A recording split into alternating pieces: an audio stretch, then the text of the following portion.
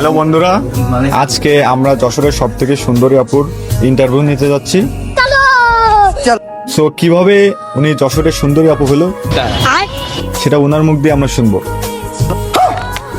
যশোরে আপনি নাম দিয়েছেন সুন্দরী নাকি যশোরের মানুষই আপনার নাম দিয়েছে আপনি সুন্দরী? যশোরের মানুষের ডিমান্ড, কি আরে বলুন। যশোরের মানুষেরই ডিমান্ড এটা। মানে আপনি এত সুন্দর তাই আপনারই দিচ্ছে যশোরের সব থেকে সুন্দরী। অবভিয়াসলি এখানে আর পাঁচটা মেয়ের সামনে ক্যামেরা ধরো, দেখো। আপনি কি সত্যিই মানে যশোরের সব থেকে সুন্দরী? আপনার মনে কি মনে হয়? হ্যাঁ, আমি তো নিজে এটা মানি মনে প্রাণে। ও মাই গড। বাট আমার তো মনে হচ্ছে যে আপনার থেকে আরো সুন্দরী মেয়ে হয়তো আছে। কথা কি ক্লিয়ার না ভেজাল আছে? দেখাও।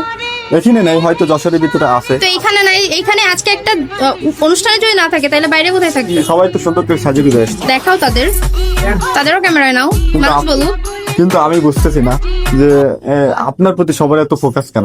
ये बिक गई है गवर्नमेंट। अब गवर्नमेंट में আমি দেখতে সুন্দর তাই attractive. would like to take notes while I take totes of the বাইগান।